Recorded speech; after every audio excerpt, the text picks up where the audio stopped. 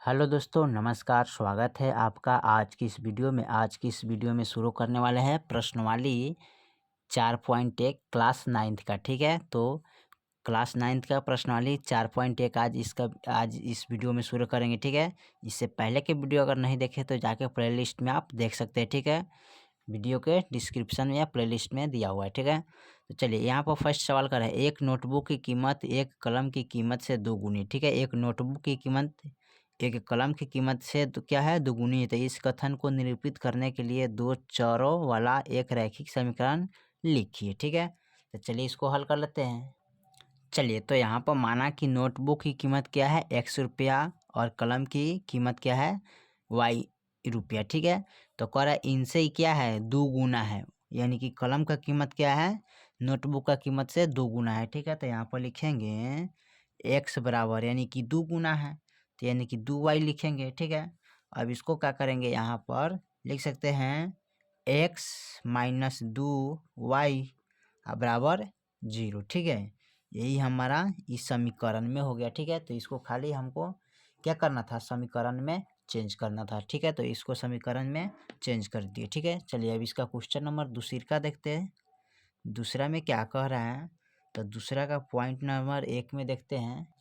चलिए, तो question number 2 में कह रहा है निम्नलिखित रैखिक समीकरण को, ठीक है, यानी ax plus B Y plus C बराबर 0 के रूप में व्यक्त कीजिए और प्रत्येक स्थिति में a और b का मान बताइए। ठीक है, तो पॉइंट नंबर हमारा दिया है यहाँ पर 2x प्लस का 3y बराबर 9.35 बराबर था। ठीक है, तो चलिए इसको उतारते हैं। चलिए, तो क्वेश्चन नंबर 2 का पॉइंट नंबर 1 को यहाँ पर नोट कर लिए। ठीक है, अब इसको हल करना है, तो कैसे हल करिएगा, तो सबसे पहले क्या करेंगे, यहाँ पर लिखेंगे 2x प्लस का 3y। अब देखिए ये बराबर में है ना, तो इसको इधर लाएंगे तो ये माइनस में हमारा हो जाएगा, कितना हो जाएगा, 9.35 बराबर था। ठीक है, अब बराबर में क्या करेंगे, 0 लगा देंगे। अब इसमें पूछ रहा है कि a बराबर, तो a बराबर हमको लिखना है ना, तो a बराबर लिखिएगा तो क्या हो जाएगा, a के मान हमारा देखिए यहाँ x का गुना में क्या है 2, तो 2 लिखिएगा। b बराबर यहाँ कितना, एक y के गुना में 3 है तो 3 लिखेंगे। और c बराबर यहाँ कितना है, तो c के मान हमारा टोटल है अचर पद है। ठीक है, तो यहाँ पर लिखे माइनस का 9.35 बराबर था। ठीक है, तो यही आपका आंसर हो जाएगा। ठीक है, चलिए इसका क्वेश्चन नंबर 2 का पॉइंट 2 में देखते हैं। तो इसका 2 में दिया है क्या, इसका पॉइंट नंबर 2 में दिया है x माइनस वाई बटे 5 माइनस का 10 बराबर 0। ठीक है, चलिए इसको हल कर लेते हैं। चलिए, तो क्वेश्चन नंबर 2 का पॉइंट नंबर दूसरा को यहाँ पर नोट कर लिया है। चलिए इसको हल करते हैं, तो कैसे हल करेंगे, तो यहाँ पर लिखेंगे x माइनस, अब देखिए 1/5 रखेंगे, यहाँ पर रखते हैं y। इनको इनको जब गुना करेंगे ना a का y को, तो y/5 ही हो जाएगा। ठीक है, और माइनस का 10 बराबर 0। ठीक है, अब इसको क्या करना है, a बराबर b बराबर हल करना है। ठीक है, तो यहाँ पर हल करेंगे, a बराबर क्या हो जाएगा, तो देखिए a का गुना में यानी कि x है ना, तो इसमें क्या छिपा रहता है 1, यानी कि इसमें 1 का गुना है तो 1 लिखेंगे। ठीक है, उसके बाद b में देखिए, तो इसका b में क्या है, यानी कि माइनस का 1/5। ठीक है, यानी कि y के गुना में क्या है, माइनस का है 1/5, तो 1/5 लिखिएगा माइनस। ठीक है, चलिए उसके बाद सी में देखिए, तो सी में क्या है इसका, तो सी में हमारा -10 है, तो यहाँ पर लिखेंगे -10। ठीक है, यही आपका आंसर हो जाए। ठीक है, चलिए पॉइंट नंबर इसका तीसरा देखते हैं, तीसरा में क्या है। चलिए, तो पॉइंट नंबर इसका तीसरा दिया है माइनस का 2x प्लस का 3y बराबर 6। ठीक है, तो चलिए इसको हल कर लेते हैं। चलिए, तो क्वेश्चन नंबर 2 का पॉइंट नंबर तीसरा यहाँ पर नोट कर लिए। ठीक है, चलिए इसको हल करते हैं।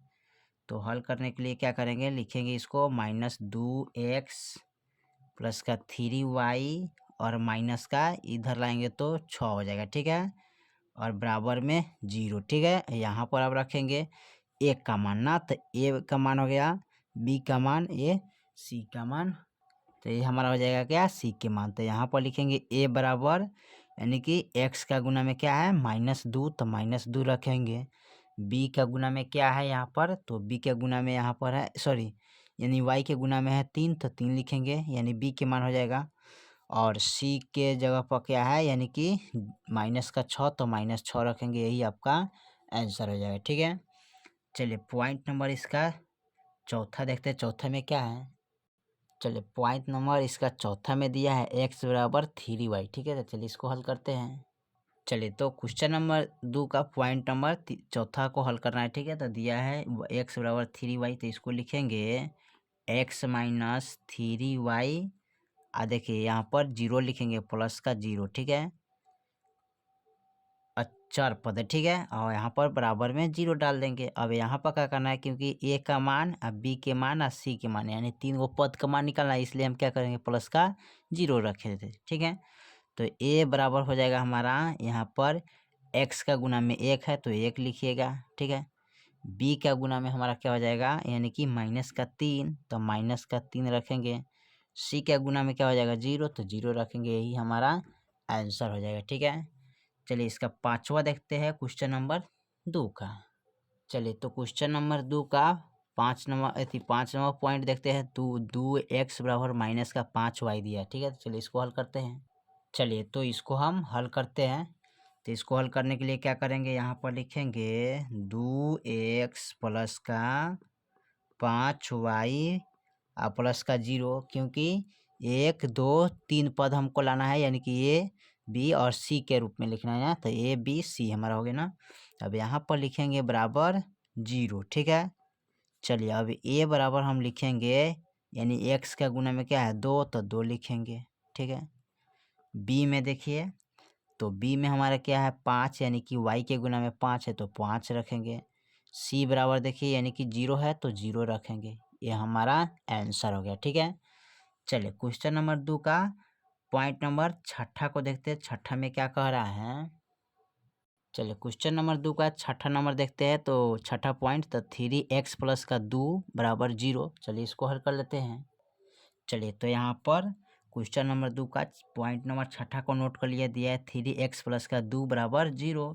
अब इसको हल करने के लिए क्या करेंगे, लिखेंगे 3x प्लस का, अब यहाँ पर लिखेंगे 0y। ठीक है, अब प्लस का 2। ठीक है, ए बी सी, यानी कि 3 पद में लिखना है, बराबर में 0। अब यहाँ पर लिखेंगे a बराबर, यानी कि x का गुना में 3 है तो 3 रखेंगे।